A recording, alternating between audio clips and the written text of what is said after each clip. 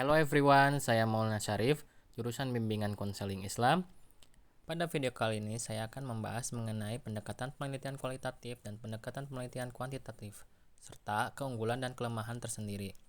Dalam bidang bimbingan dan konseling Islam, pendekatan penelitian kualitatif dan kuantitatif masing-masing memiliki keunggulan dan kelemahan tersendiri. Yuk mari kita bahas. Penelitian kualitatif yaitu penelitian yang berfokus pada eksplorasi mendalam terhadap suatu fenomena atau pengalaman manusia dalam konteks tertentu.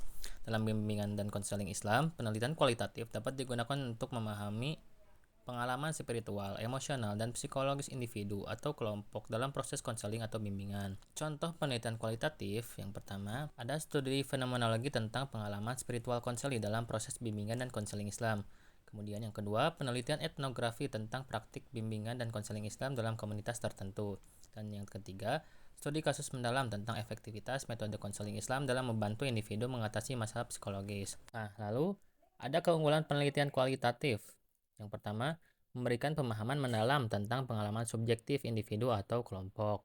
Yang kedua, fleksibel dan dapat beradaptasi dengan situasi atau konteks yang berubah. Yang ketiga, memungkinkan eksplorasi isu-isu yang kompleks dan sensitif. Adapun kelemahan penelitian kualitatif, yang pertama, hasilnya sulit digeneralisasi karena sampel yang kecil dan spesifik. Kedua, rentan terhadap bias subjektivitas peneliti. Yang ketiga, proses pengumpulan dan analisis data dapat memakan waktu lama. Kemudian ada penelitian kuantitatif. Kuantitatif berfokus pada pengukuran dan analisis dan numerik untuk menguji hipotesis atau menjelaskan hubungan antara variabel dalam bidang bimbingan dan konseling Islam.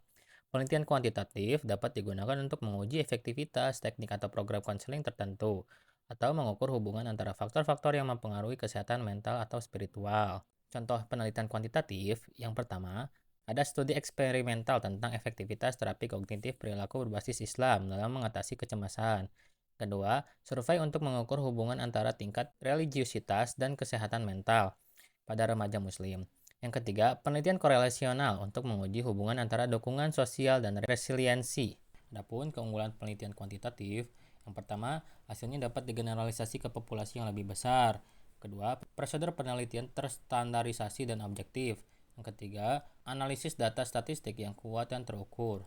Kelemahan penelitian kuantitatif, yang pertama, kurang mampu menangkap kompleksitas pengalaman subjektif individu. Kedua, variabel yang diteliti terbatas dan mungkin tidak mencakup semua faktor yang relevan.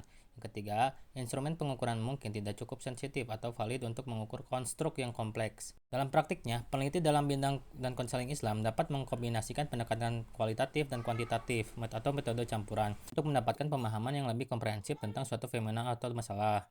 Sekian pembahasan pada video kali ini. Terima kasih.